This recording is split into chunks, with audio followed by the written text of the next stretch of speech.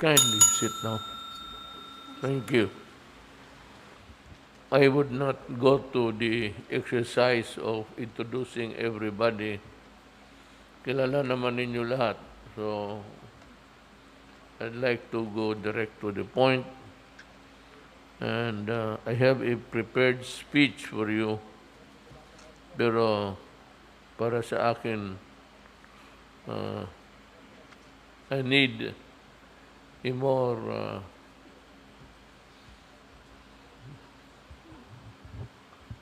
parang mag-uusap lang tayo pare-pareho. Parang take me as just, not as a president, but as somebody who is here to make a plea, a pleading. Alam mo, nangyayari talaga sa buhay ng sundalo. Ito mga ganitong, whatever be the reason ng kabila, or whatever be the motive, the fact is you are in a place where everybody is holding a firearm. So, it is not easy for one to lose his patience or maybe yung nakalimutan niya yung esprit de corps at in a moment of insanity, ginawa yun. Yung namatay na mga sundalo, si Indamog, Magilod, Velasco, and Asula. It was a waste of lives, actually. But ever since, yung araw na yun, totoo, I was really very sad.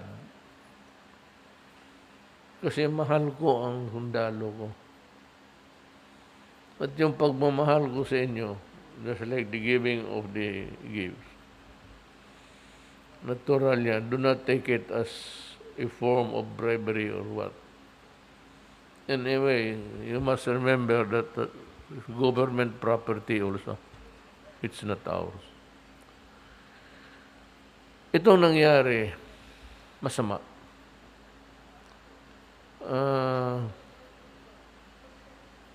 Pati ako on the sideline, nakita ko na hindi nga maganda. And it has generated so much, maybe hatred, so much animosity between the two units, PNP, pati ang Armed Forces of the Philippines, which is not good because in the end, it would be the people who will bear the brunt of all these things. Alam mo, hindi ko kayo mapigilan. Na gusto ninyong gumante o gusto ninyong mag-resback, then go ahead. I cannot stop you. But also, at the end of the day, just give me one answer. Did the country benefit from furthering the violence? Alam ko galit kayo. At dapat magalit talaga kayo. Ako mismo galit eh. Sa sitwasyon, sa nangyari. But I'm here to just make a simple request, a plea na yung nangyari, the best thing for us to do, which is the only way para sa atin. Saan yung NBI? Nandito? Sumama ba yung NBI?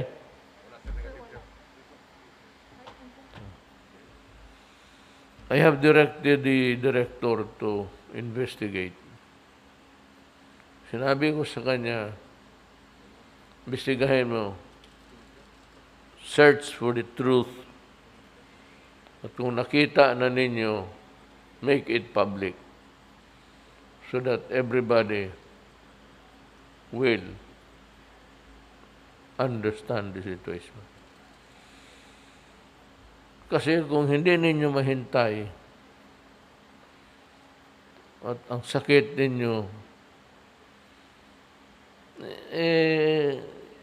it makes life a bit dangerous and uncomfortable ka. Kasi kayo mismo magkita dyan sa labas, masalubong mo kung saan. Baka ipauna ninyo yung galit ninyo, forgetting that there is a more important task to do, and that is to protect the people of the Philippines. Let us not lose sight of that reality. Alam ko na talagang gusto mong umupak rin eh. Pero at the end of the day, I will ask you simply, what good did it do for all of us and for our country? Alam mo, sabi ko, hindi talaga maiwasan to. I remember may apat na pulis na napatay ng army in a misencounter talaga. Misencounter. And so there were so much recriminations from different units that I was also bothered. I was looking for a way how to handle the situation. Para kasi the ship of state is sailing, hindi naman typhoon, but a little bit turbulent water. Nandito ako para maghingi ng tulong sa inyo. Help me make the waters calm. Kasi ang ating bayan, ship of state, is sailing in that area. Nung ang pulis ang namatay, apat, I'm not comparing, I'm just saying what I did. Nung nakita ko medyo mainit, kayo, you were there in the command conference. I'm sure. Yung anong sinabi ko sa inyo, I do not want to hear anything about that incident at all. Mahirap kasi na ng istorya ng patayan ng mga tao mo. It is not a pleasant task, and it's not a good one. So, nakalimutan na yun. Now, huwag ninyong isipin na yan rin ang gusto ko. Kasi may nakita akong mali Mag-neutral na lang ako sa salita ko. But I have my own misgivings about the whole thing. But pending the release or pending the invitation of the NBI, we all must just keep our silence and hope that the NBI would find the truth for us. Trabaho nila yan. At, yes, sir. Trabaho nila yan.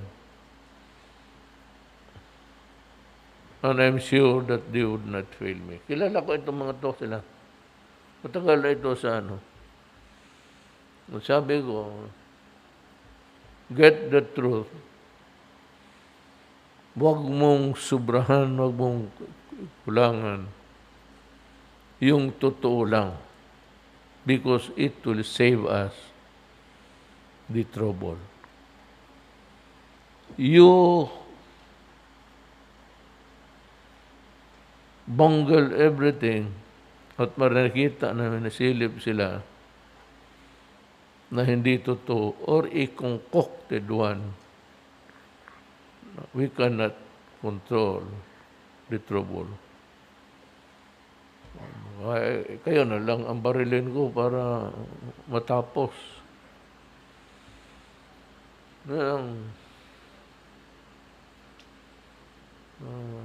Pumunta ako dito, hihingi ako ng tulong ninyo. I'm pleading. Nakikiusap ako.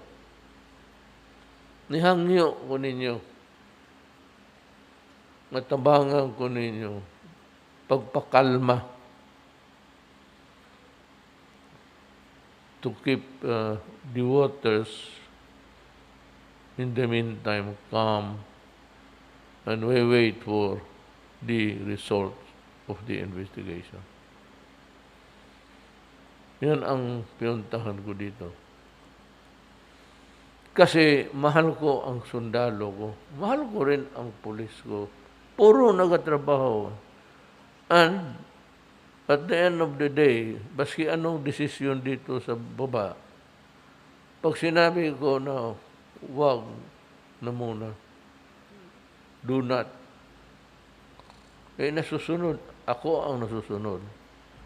Kaya I feel so responsible sa mga pulis ko pati sa mga militar. So there is now this raging feeling of maybe hate. It could be hate, which is a dangerous thing really to nurture. It does not do any good because there's the investigation and I'm giving you my word of honor that the investigation will proceed to find out the truth unfettered, unbridled by anybody except yung sa trabaho. Walang makialam. At yung totoo lang. Yun ang maasahan ninyo. At kung sino man ang may kasalanan, then he has to pay for it. What I'm saying is, we're trying to figure out how we can, in the meantime, do something to give you the assurance that justice will be done. So I'm giving it to you, I said, as a word of honor of a president. Now I will find out the truth from the investigators. And I hope that it would satisfy all. Wala namang iba. You want to take revenge for what? Gusto mo rin pumatay ng pulis. For what? Would it make the 4 officers come back to life? At yung mga pulis, kung may kasalanan,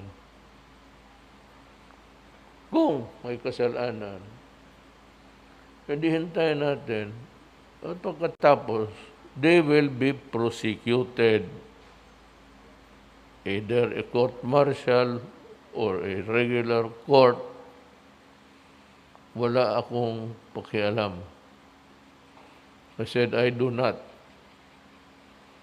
Matanong ninyo baski sino, baski kayo mga opisyal. There never was a time na may hiningi ako na pabor na ganito. Ilakad ko isang tao. Diyan yan si Delphine Lorenzana, kilala kami nun. Major pa yan siya sa na-assign sa Scout Ranger Regiment sa Davao. Wala akong on the level talaga yung trabaho namin. Ako, ayaw kong gustong sabihin niyo magkautang ng loob ko sa akin. I do not nurture mga loyalty. Ito bata, ito promotion.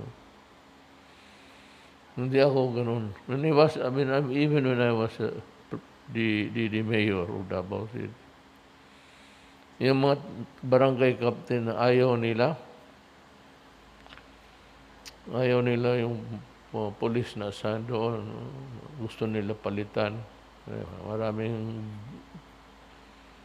mga laro ito, mga buang na ito eh. Tari, kantak.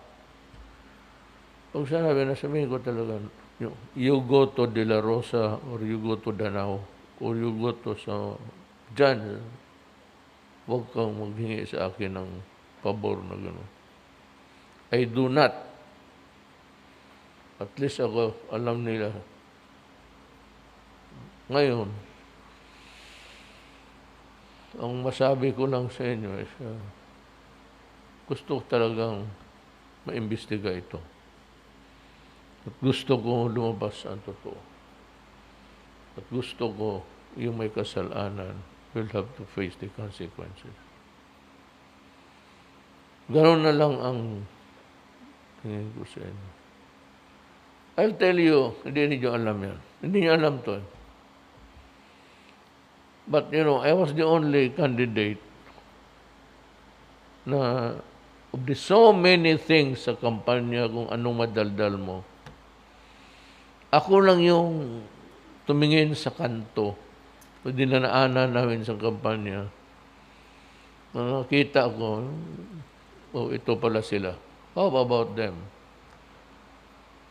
Alam mo, I promise to double your salary, police, pati sundalo. And I did it. But you should know the story behind. Sabay yun sa train law sa Department of Finance kay Dominguez.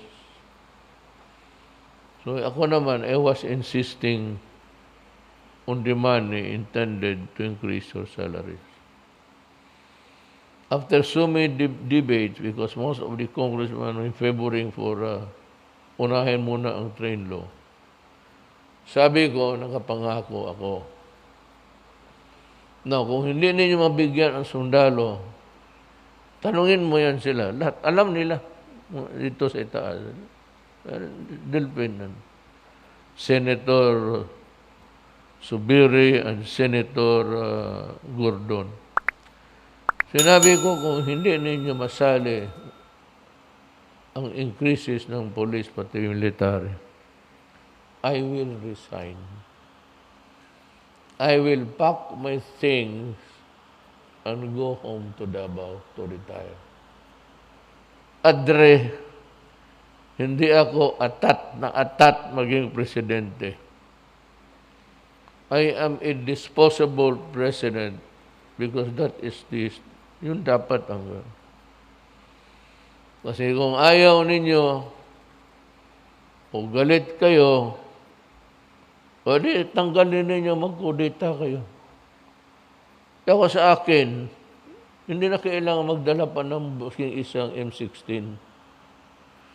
Pupuntahin mo lang na yung mga military commanders at police at sabihin nila, ayaw ka na namin. Baski hindi pa ako tapos sa termino ko. Sabihin ko, sige, okay. No problem. Di ba, in the conference natin minsan, command conference, nagtampo ako sa isang general dahil yung medisina para sa sundalo nawala. So, nung sinabi ni Dilvin, may problema tayo. So, I fired. Alisin mo yan. Alisin mo yan at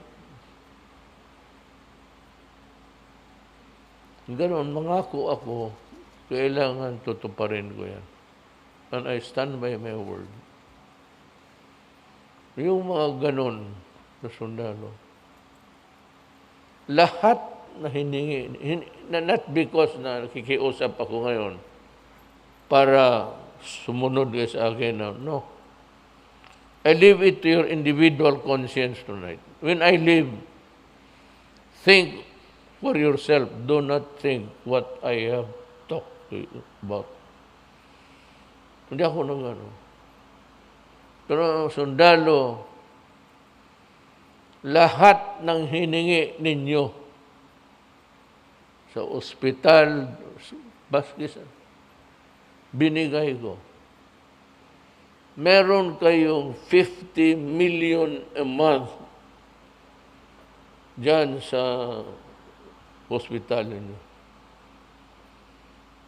Yung namang 50 million sa Viluna, doon sa AAP Hospital. Buwan-buwan yan. Nandyan yan. So there will never be a time na sabihin nila na ubusan kami ng medisina kasi nandyan yung 50 million a month. Sabi ko sa kanila, huwag ninyong luin yan kasi para sa sundalo yan. Oras may rinig ako na may sundalo nag-complain na walang medisina, ay putang ina. Magkalit-silitsi tayo. Gano'n na lang. You know, because my father was once a governor, so I have a lot of establish a good rapport with military and police officers. Yun ang, kaya ako nag-cultivate ng maganda. Pero hindi yan sabihin mo para backupan ninyo ako, baski nag-corrupt na ako, backupan ninyo ako. Bahala kayo, isipin ninyo mabuti. Pag yun ang pinakamabuti ninyo, sabihin niyo sa akin. Kasi pag ayaw na ninyo sa akin, alis ako. At yung sweldo ninyo ngayon, nag-away kami. Yan si Senator Bongo. Siya yung go-between. Tawagan sila. Sabi ko kay Gordon, pati kay Subere, pag hindi ninyo palusutin yung double the salaries sa sundalo pati pulis, magre-resign ako ngayon. Wala man masyado akong bagay na dinala dyan sa aking bahay.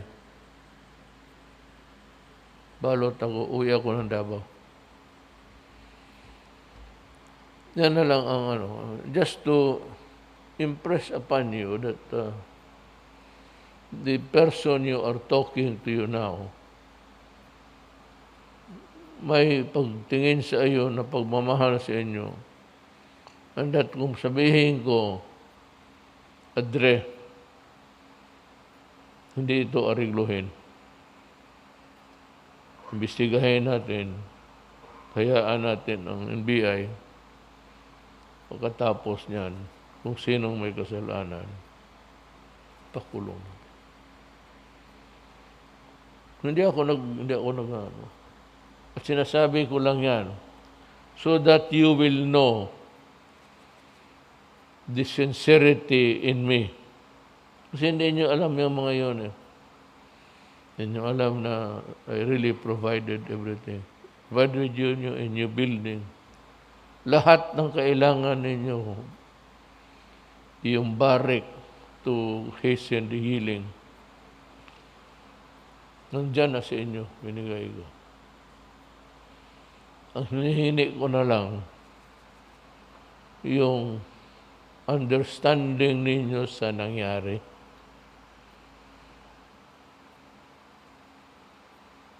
Na kung sisirain mo ang gusto mo patay tayo ng pulis dyan, 5-6 na pulis, istasyon. What good would it do? Sabi ko nga doon sa kabila, it will end up in a talk or talk.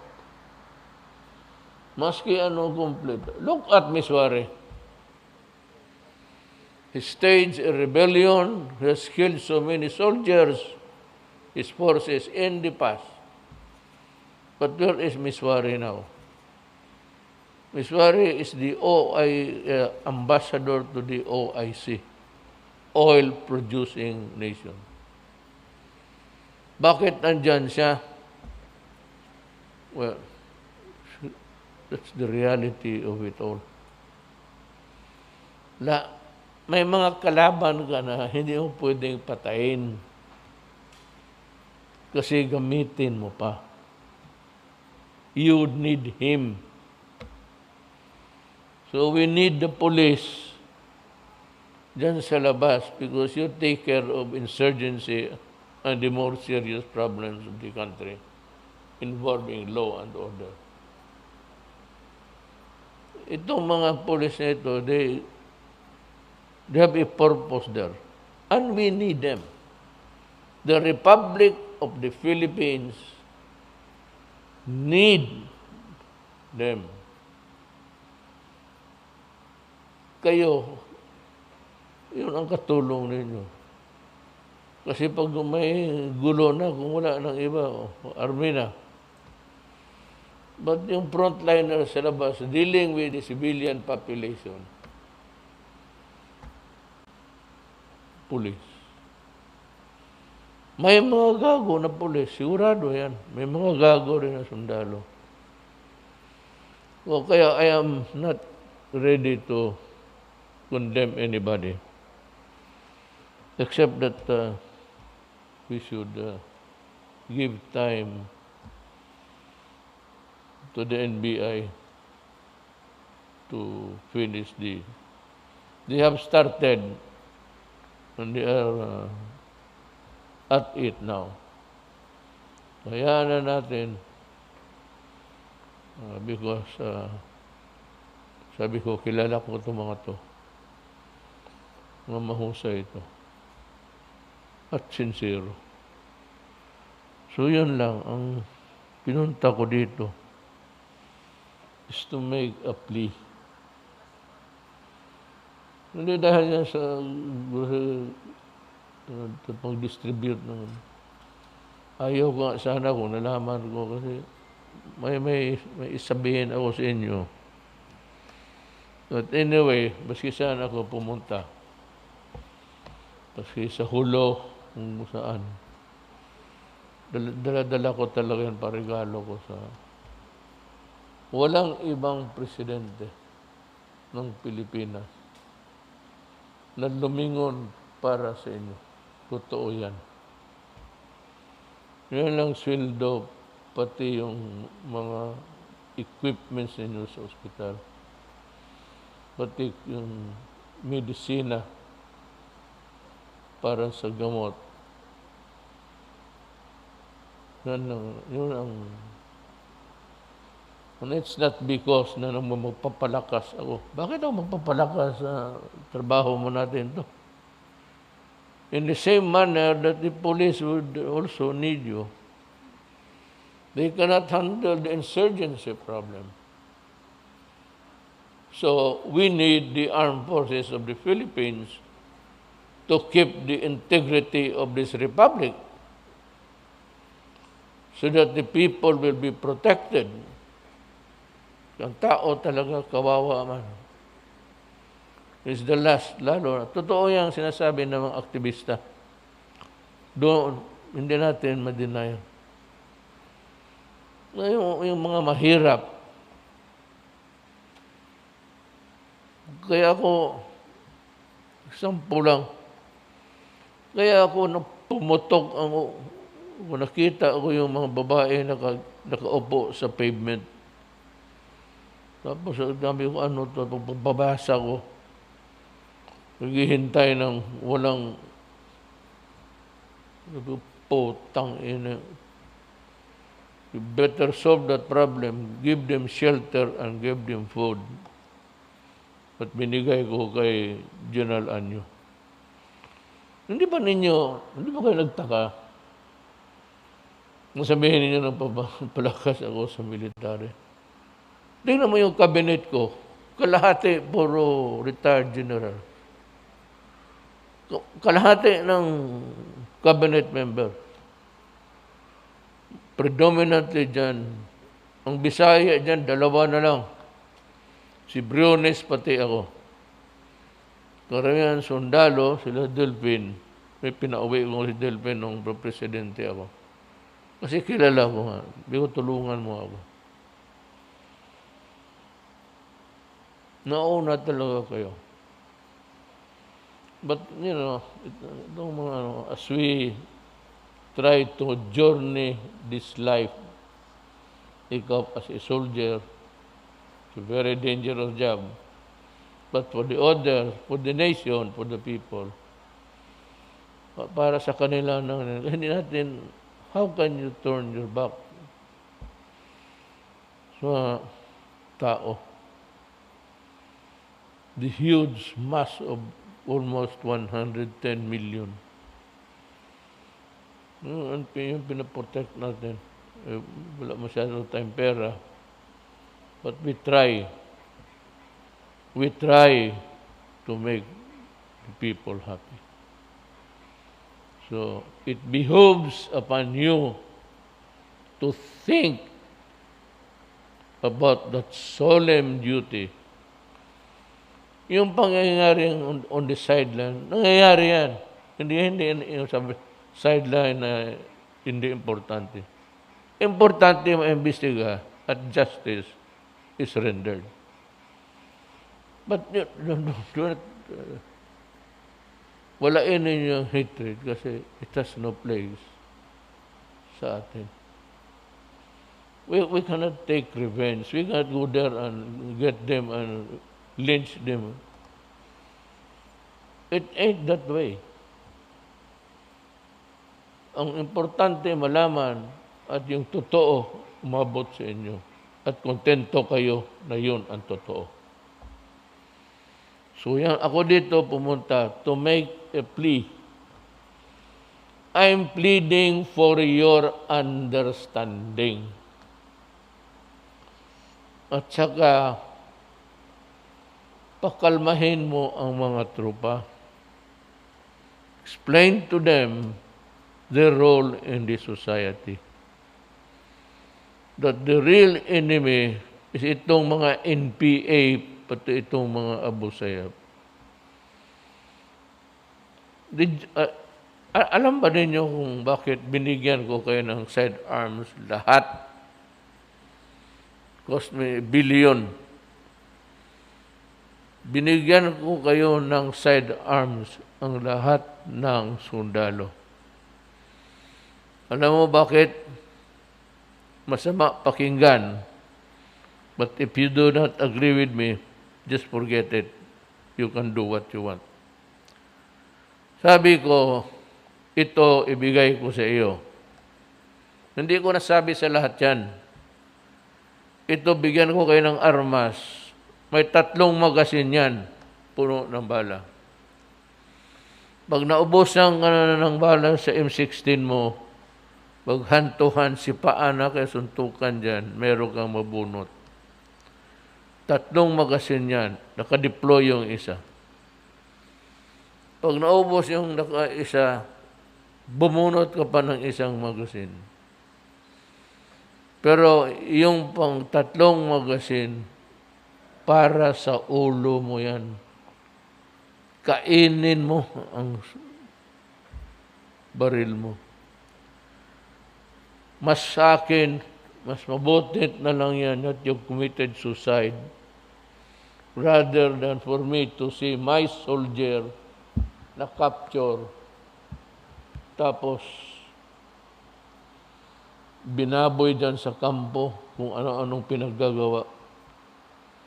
You are treated there as an animal, a dog.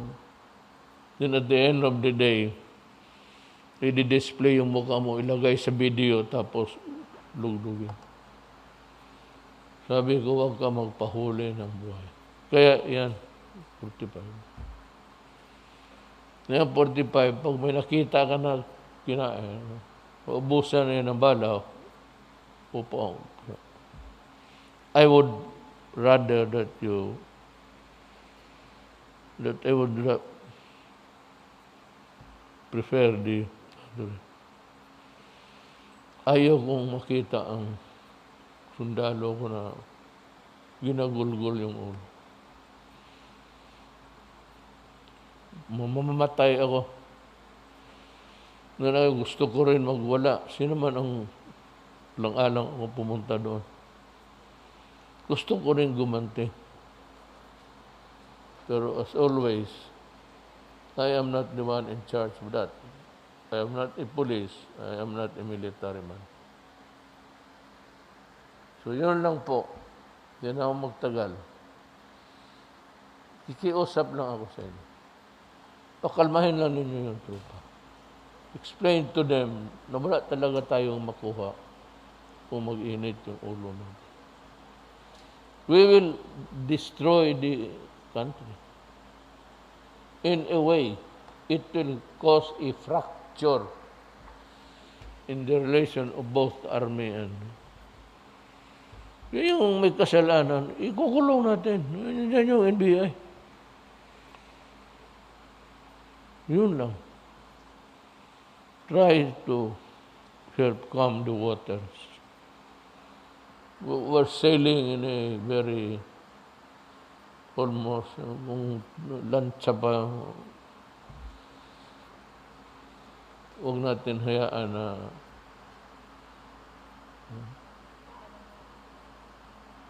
so I'd like to thank you from the bottom of my heart that you are here to hear me, at least giving me a chance to talk to you and pleading that we solve it the way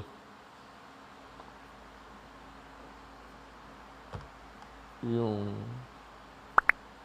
dapat gawin. Maraming salamat sa pagdalo ninyo dito. And I hope to see you one of these days. Thank you.